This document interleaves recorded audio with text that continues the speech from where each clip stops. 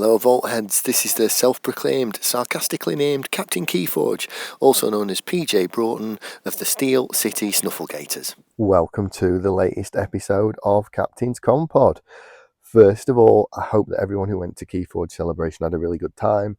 I enjoyed watching quite a few of your channels, watching people open decks on stream, watching people playing the game, so I hope you all had a good time. A lot of us had a good time watching you.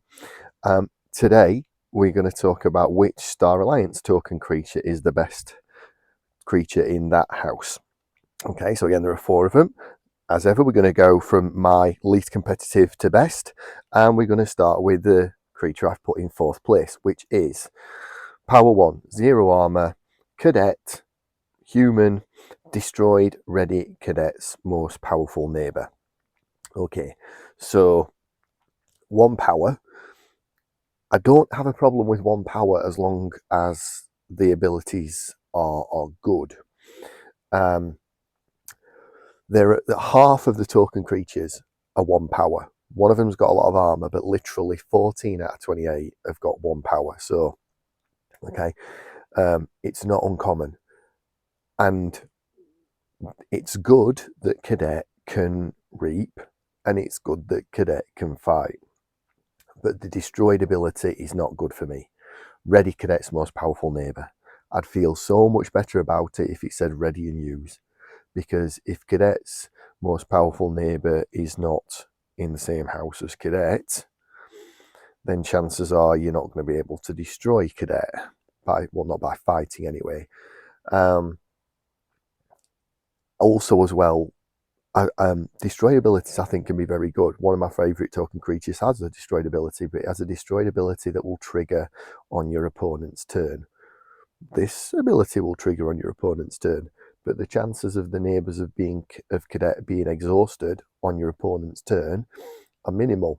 The only way that's going to happen is if they've exhausted themselves with an unfathomable card, most likely, and played badly so that they've exhausted it, killed a Cadet, and then re-readied it. So the fact that, yes, it is a destroyed ability that will trigger on your opponent's turn for worthless value is one of the reasons why it's down there. So yeah, the best use I can see for it is putting something down that you want to use that's not Star Alliance, so when you're in a house other than Star Alliance, and then killing this thing to ready the thing you want to use. But yeah, I don't think it's absolutely horrendous, but I certainly don't think it's great. And it's at 4th because I think the other Star Alliance token creatures are better. And some of them as well, it wasn't even close. I had a little bit of a think, and there was a little bit of an internal debate between this one and what came in 3rd.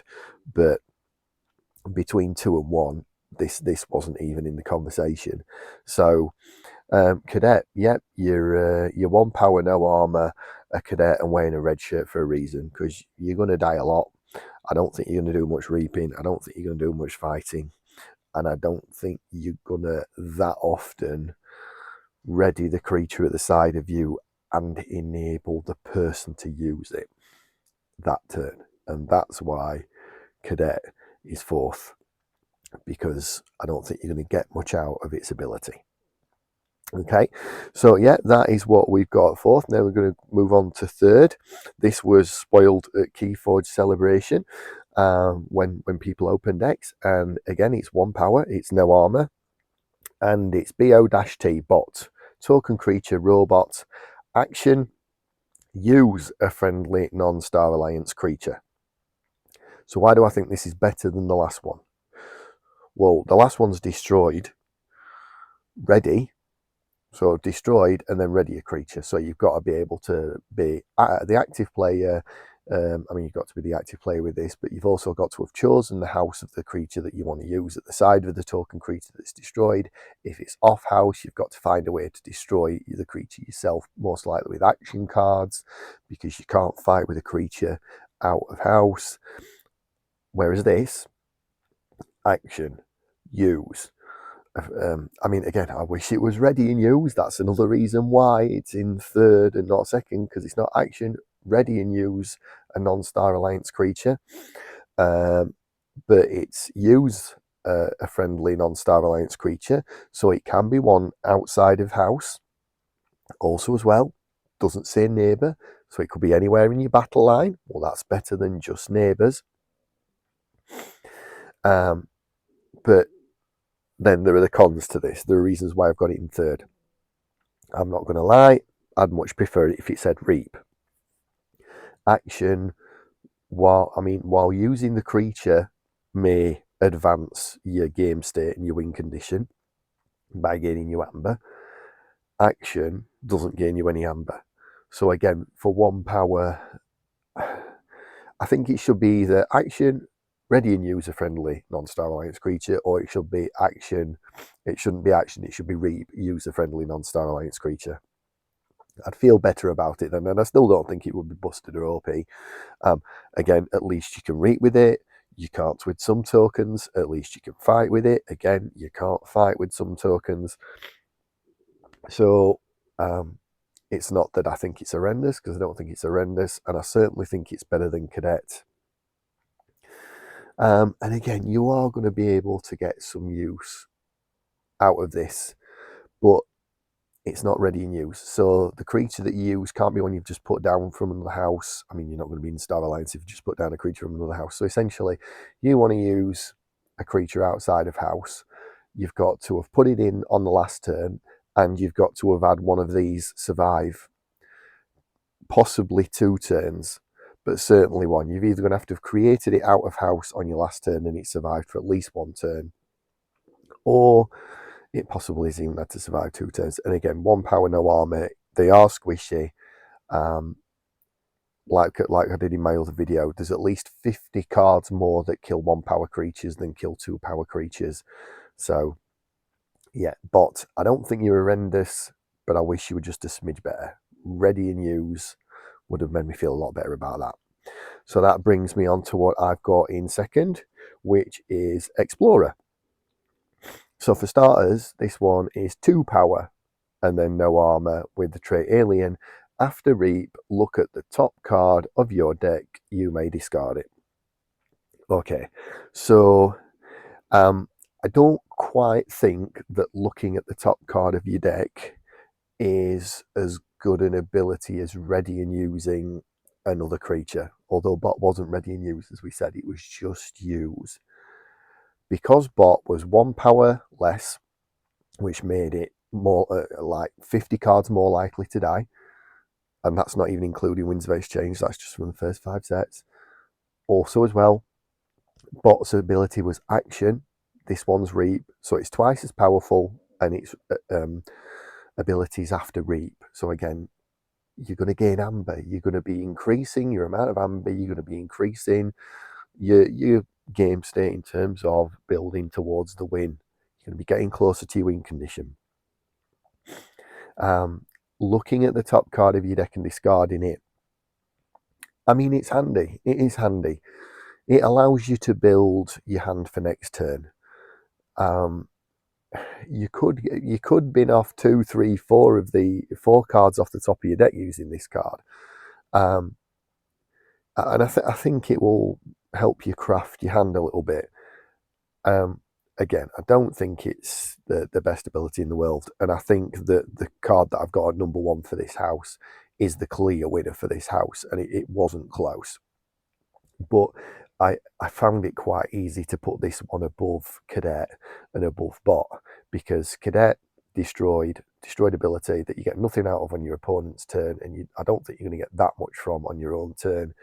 An action ability that it's all right, but the creature's got to be in play, it's got to be ready, otherwise again you can't use it, and it's not earning you any amber when you do it. Whereas this, twice as powerful, 50 cards less across sets that are going to kill it, meaning it's going to be easy to stay around. Although again, I think a lot of the fight stuff in Winds of Exchange is going to take out this one just as easily as the other 2, to be fair. But because we're talking about a reap ability, the power helped me, but the fact that it's a reap ability rather than an action ability or a destroyed ability is why I've put this in second. And to be fair, I do think it could be fun.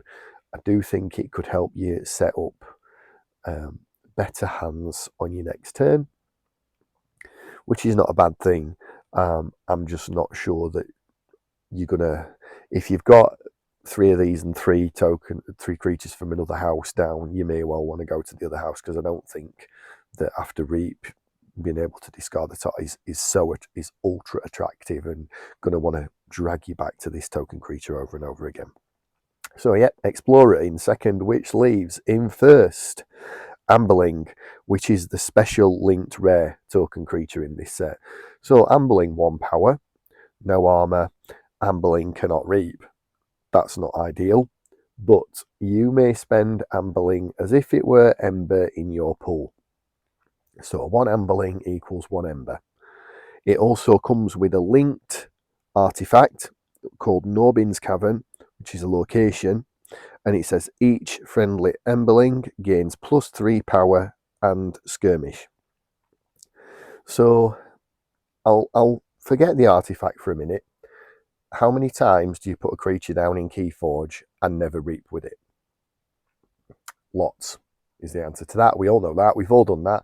How many times you put a creature down and not done anything with it because it's been dead before you had the chance to? Lots. Plenty of times in this game, you get a creature down, you don't reap with it, you don't get any amber out of it at all. Okay? Well, grab the KeyForge, you can't reap with this. I know you can't reap with this. But while ever it's alive, it's if you've reaped with it once, because it's worth an amber in your pool. And it's also worth an amber in your pool that can't be stolen and can't be lost.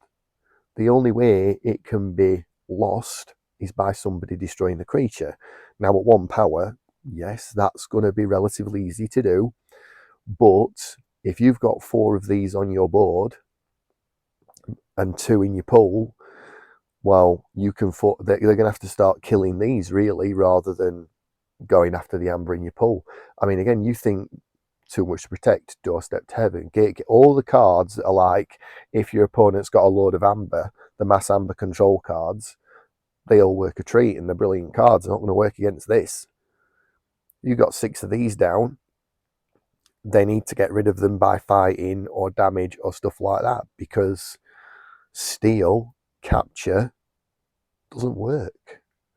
And again, then if you get the artifact down and they don't have a way to kill it, and again, I've been quite through the artifact control in this set, but certainly in other sets it's not exactly the thing that's most prevalent. We've all usually said we wish there was at least 1 common card in each house that dealt with artifacts. I certainly have. I do not think there's enough artifact control in this game at all, especially when the artifacts are such great, powerful bangers of artifacts.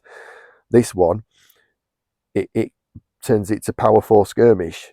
So yeah, I can't reap with it, but I've got loads of power 4 skirmish creatures until you kill that artifact. I mean, this, when it's power 4 and skirmish and it counts as an amber in your pool, is very, very, very good. I think it's good as it is, to be fair, but I think it's quite well balanced, because 1 power is going to be easy-ish to kill. Not guaranteed, but easy-ish. But 4 power and skirmish is very good. I would expect that every time you get a deck with this token creature, that at some stage within the game you're going to spend 1 or 2 of these on a key at least, maybe more. And as well, probably going to get some value out of the artifact at some stage of every game. I mean, people are definitely in these decks going to go after that artifact. But bearing in mind, without even reaping with it, it's always worth an amber. Even if you've put it down, wherever it's on the board, it's worth an amber. That is why Amberling is my top pick for Star Alliance. So what does everyone else think? Do we think I'm wrong? Do we think I'm right? Love to hear why you agree or disagree. You can get in touch on email, Twitter, you can comment on it on Facebook when I put the post up there. But yeah, thanks for staying with me till the end of another Captain's Commpod. Again, we will be making our way through all of the houses, looking at all the token creatures. But as ever, may the Forge be with you.